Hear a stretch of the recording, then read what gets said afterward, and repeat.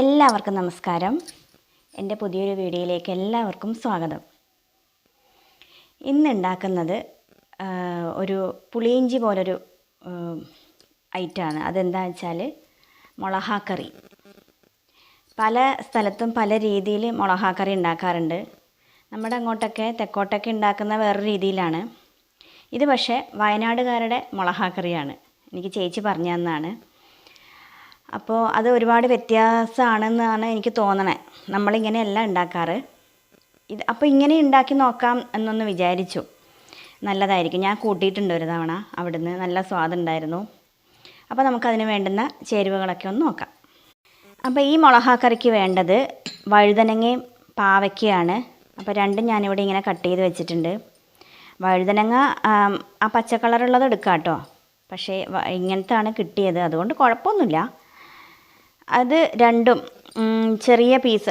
പാവയ്ക്ക ഒരു പകുതി എടുത്തുള്ളൂ, വഴുതനങ്ങ ഒരു കുഞ്ഞതും. അങ്ങനെ നീളത്തിൽ ഇതുപോലെ മുറിച്ച് വെച്ചിട്ടുണ്ട്. പിന്നെ വേണ്ടത് പുളിയാണ്. പുളി ഞാനിവിടെ നന്നായിട്ട് അരിച്ച് വെച്ചിട്ടുണ്ട്. നല്ലോണം പിഴിഞ്ഞെടുത്തിട്ട് അരിച്ച് വെച്ചിട്ടുണ്ട്. ഒരു വലിയ നാരങ്ങയുടെ വലിപ്പത്തിൽ ഉണ്ടായിരുന്നു പുളി. പിന്നെ വേണ്ടത് ശർക്കരയാണ്. ശർക്കര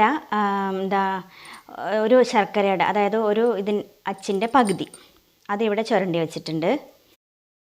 പിന്നെ വേണ്ടത് പച്ചമുളക് ഞാനൊരു 8 എടുത്തിട്ടുണ്ടായിരുന്നു. നല്ല എരിവുള്ള മുളകാട്ടോ. അതുകൊണ്ട് ഞാൻ പിന്നെ ഇങ്ങനത്തേതിനൊക്കെ കുറച്ച് എരിവ് നല്ലതാണല്ലോ, അങ്ങനെ എടുത്തിട്ടുണ്ട്. പഴുത്തതും പച്ചയെല്ലാം. പഴുത്തതിന് കുറച്ചും കൂടെ എരിവുണ്ട്.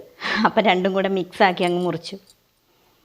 പിന്നെ വേണ്ടത് ഇഞ്ചി ഒരു ചെറിയ കഷ്ണം പൊടിയായിട്ട് മുറിച്ചത്. ഉലുവ ഒരു 1/2 ടീസ്പൂൺ. കടുക്, പാകത്തിന് ഉപ്പ്. പിന്നെ വേണ്ടുന്നത് കായമാണ്. ഇതുണ്ടാക്കുന്നത് എള്ളെണ്ണയിലാണ്. അപ്പോൾ നമുക്ക് തുടങ്ങിയാലോ. അപ്പോൾ എള്ളെണ്ണ ഇവിടെ ചൂടായിട്ടുണ്ട്. കടുക് ഇട്ട് കൊടുക്കാം. കടുക് പൊട്ടി കഴിയാറാകുമ്പോഴേക്ക് നമുക്ക് ഉലുവ ഇട്ട് കൊടുക്കാം. നന്നായിട്ട് ചുമക്കട്ടെ കേട്ടോ. കറിവേപ്പില ഇടാം. ഇഞ്ചി ഇട്ട് കൊടുക്കാം.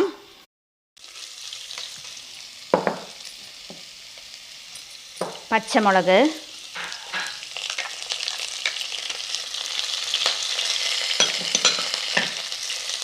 ഇതൊന്ന് വറവായിട്ട് നമുക്ക് ഈ കൈപ്പക്കയും വഴുതനങ്ങ ഇടാം കേട്ടോ. ഉപ്പിടാം. ഇതൊന്ന് വേഗം മൂത്ത് വരാൻ വേണ്ടി. നമുക്ക് വഴുതനങ്ങയും പാവയ്ക്കയും ഇട്ട് കൊടുക്കാം. ഇതൊന്ന് നന്നായിട്ട് വഴറ്റണം. ഒരു ഒന്ന് മൊരിഞ്ഞ പോലെ ആവാം. ഇത് ഏതാണ്ട് ഒരു പുളിയിഞ്ചി പോലെ തന്നെ കേട്ടോ. പിന്നെ പുളിയിഞ്ചിയുടെ അത്ര കുറുകിയിരിക്കില്ല, ആ ഒരു വ്യത്യാസം മാത്രമേ ഉള്ളൂ. പിന്നെ നമ്മൾ പുളിയിഞ്ചിയിൽ ഇതൊന്നും ഇടാറില്ലല്ലോ, കൈപ്പക്കയും വഴുതനങ്ങയൊന്നും. അതും ഒരു വ്യത്യാസമാണ്. ഇത് ചോറിൻ്റെ കൂടെ മാത്രമല്ല കേട്ടോ, ഇഡലിയോ ദോശയോ എന്തുണ്ടാക്കിയാലും ഇത് നല്ല സ്വാദാണ് അതിൻ്റെ കൂടെ കൂട്ടാൻ.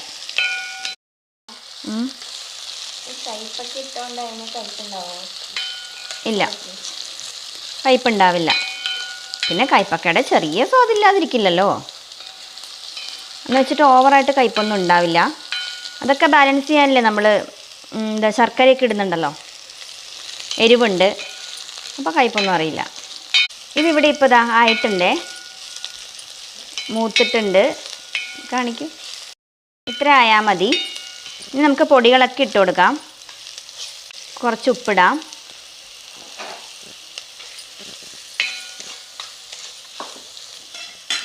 മഞ്ഞൾപ്പൊടി, മുളക് പൊടി, പിന്നെ കുറച്ച് കായം, അതൊരു 1/2 ടീസ്പൂൺ മതി കേട്ടോ. ഇതിൻ്റെ പച്ചമണം ഒന്ന് മാറിയിട്ട് നമുക്ക് പുളി ഒഴിക്കാം. ശരിക്കും ആ കായോ മുളക് പൊടിയെല്ലാം ഇങ്ങനെ മൂക്കുമ്പോൾ ഒരു മണം വരില്ലേ, അന്നേരം തന്നെ ഊണ് കഴിക്കാൻ തോന്നും അല്ലേ. നല്ല മണം. നമുക്കിതാ പുളി ഒഴിക്കാം. ഇനി ഈ പുളി നന്നായിട്ട് വെന്ത് ഒന്ന് വറ്റി ഒന്ന് കുഴമ്പ് രൂപത്തിലാവണം. അതാണ് ഇതിൻ്റെ പാകം. ഇതിവിടെ നന്നായിട്ട് തിളച്ചിട്ടുണ്ട്. നോക്കൂ, കണ്ടോ, നന്നായിട്ട് തിളച്ചിട്ടുണ്ടേ. തിളച്ചാൽ മാത്രം പോരാ, കുറച്ച് കുറുകാനുണ്ട്. നമുക്ക് ഈ ശർക്കര ഇട്ട് കൊടുക്കാം. ഈ സമയത്ത് ഇടാം.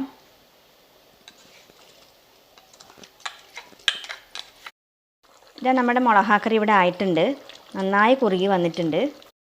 കണ്ടോ? ഇങ്ങനെ കുറുകിയാൽ മതിയേ, കാരണം ഉരുളിയിലിരുന്നും കുറുകും. അപ്പോൾ കുറച്ചൊരു കുഴമ്പ് രൂപത്തിലാണെന്ന് ഞാൻ പറഞ്ഞില്ലേ, കുറച്ചൊരു വെള്ളം വേണം. അപ്പോൾ നമുക്ക് ഈ തീ ഓഫ് ചെയ്ത് കൊടുക്കാം. ഇത് പെട്ടെന്ന് ഉണ്ടാക്കാൻ പറ്റും കേട്ടോ, സിമ്പിളാണ്. ഇങ്ങനെ ഒരു ഉരുളിയും കൂടി ഉണ്ടെങ്കിൽ എളുപ്പമായി, പെട്ടെന്നായി. എനിക്കിപ്പോൾ പെട്ടെന്നായി.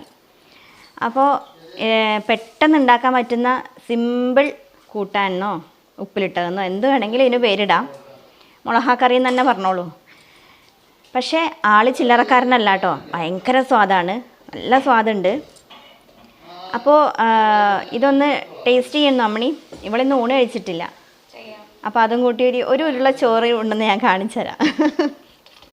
ഞാനിവിടെ കുറച്ച് ചോറ് എടുത്തിട്ടുണ്ട്, അവൾക്ക് അത്ര മതി ഇത്രേ. പിന്നെന്താ, അതായത് ഇതും കൂടി ഒഴിക്കാൻ ലേശം.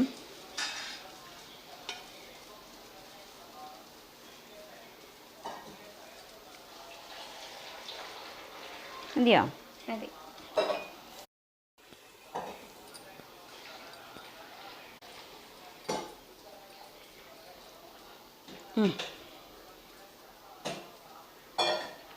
കഴിച്ചു നോക്കൂ. കറണ്ടും പോയി, എന്താ ചെയ്യുക? എങ്ങനെ ഉണ്ടായിരുന്നു എന്ന് പറ. കഴിച്ചില്ല, ഒരു ആഹാ, അപ്പം ഞാൻ തന്നത് ആർക്കാ?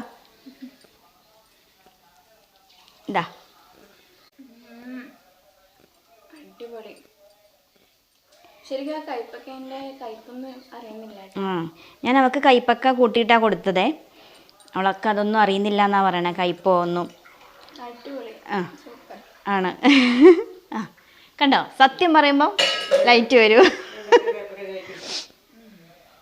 അപ്പോൾ സൂപ്പറാണെന്നാണ് അവൾ പറഞ്ഞതേ. എല്ലാവർക്കും ഇഷ്ടപ്പെടും, നല്ല സ്വാദ് തന്നെയാണ്. ഞാൻ പറഞ്ഞില്ലേ, ചോറിന് മാത്രമല്ല നമ്മൾ എന്ത് പലഹാരം ഉണ്ടാക്കിയാലും ഇഷ്ടപ്പെടും എല്ലാവർക്കും. അത്ര ടേസ്റ്റ് ഉണ്ട് കേട്ടോ. അപ്പോൾ ഇത്രയേ ഉള്ളൂ ഇന്നത്തെ വീഡിയോ, നമ്മുടെ കുഞ്ഞു വീഡിയോ. ഇഷ്ടപ്പെട്ടെങ്കിൽ എല്ലാവരും ലൈക്ക്, ഷെയർ, സബ്സ്ക്രൈബ് ഒക്കെ ചെയ്യണം. കണ്ടാൽ മാത്രം പോരാട്ടോ, സബ്സ്ക്രൈബും കൂടെ ചെയ്യണേ.